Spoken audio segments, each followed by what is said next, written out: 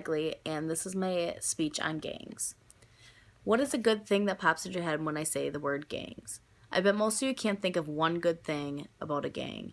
We don't usually hear or see group gangs having a positive effect on society. All we see are the negative things that they promote. Let me start off by telling you what a gang is. The legal definition of a gang is a group of people who are bound together by their national origin, race, culture, or territory, who associate on a continual basis for the purpose of committing criminal acts. There are several different types of gangs. The most common is a street gang.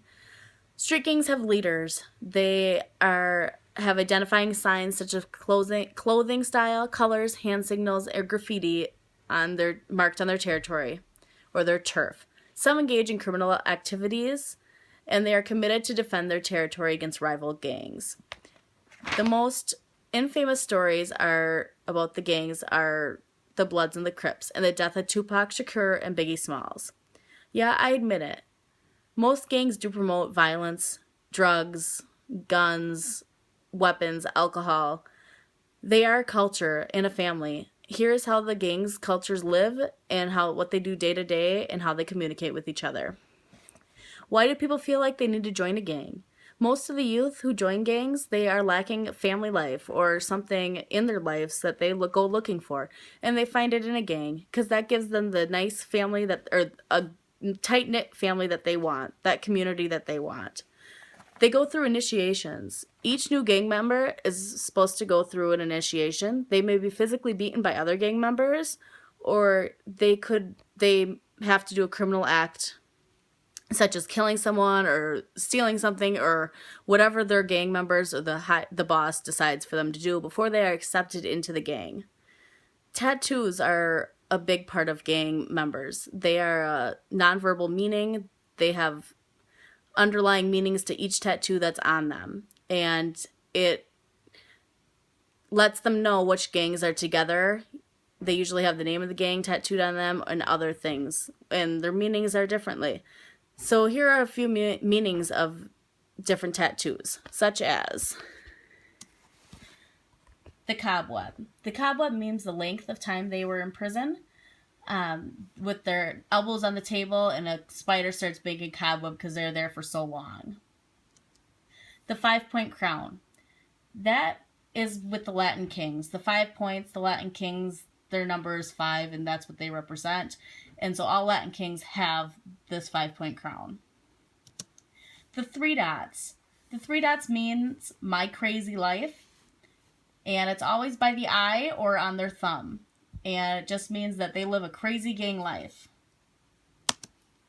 The clock with no hands means also doing time. They got caught for a criminal act and they're in prison for a long time. So the no hands represents the long time that just is never ending.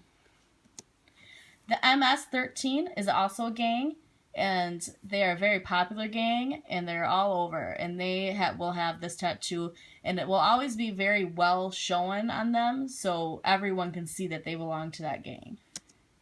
The teardrop. The teardrop can mean a few different things. It can mean committed a murder, or it can also mean that they have lost a loved one or another gang member.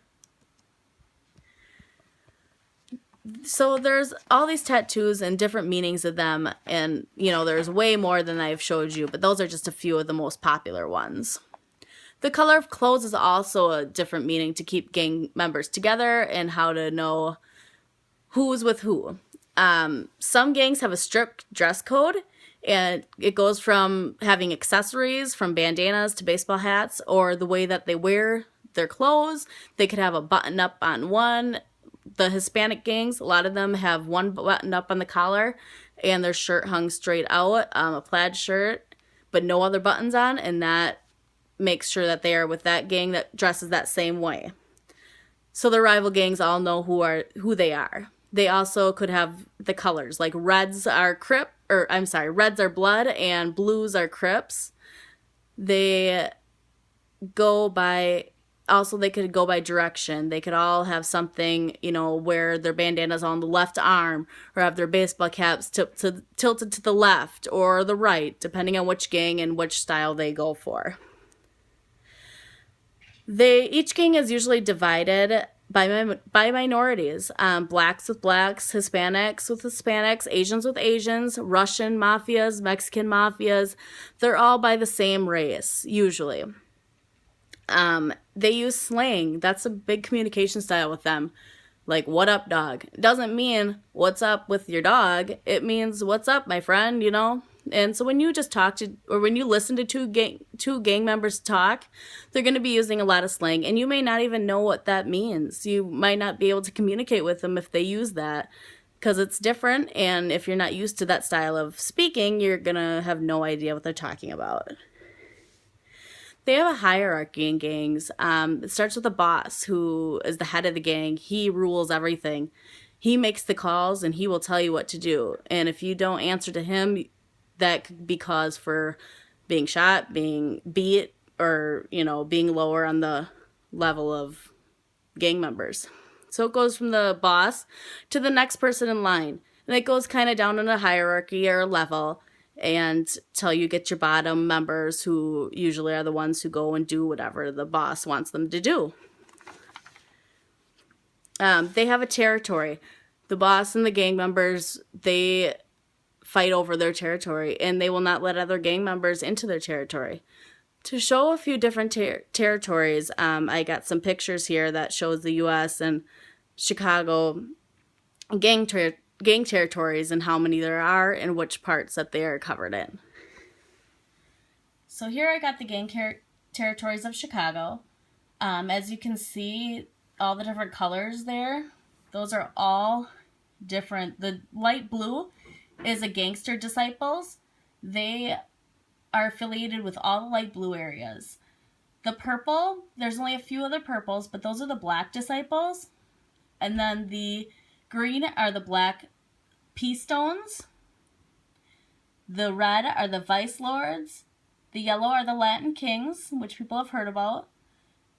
And the other gray areas are some other gangs that are just a little more small, not as big as the other ones that are heard of.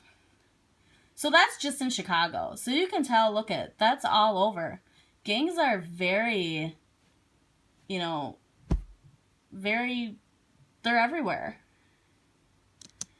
And this is nationwide. This is the U.S., just showing kind of where some gangs are, you know, the red is very high, the gang members that are affiliated. So obviously California is very high. Other states are a little bit lower. So that gives you a little bit of insight into a gang. They are an important source of support for the people who are part of them. Gangs are an act of surrogate families to the youths. That's why they want to join them, providing a sense of belonging, identity, status, and protection. People who do not receive those things from family or other social communities, they may seek them elsewhere, such as a gang. Gangs have a very distinct culture and may not have the best stigma, but they are a tight-knit community and a great family to the ones who belong in them. They take care of their people. And that's the life of the gangs.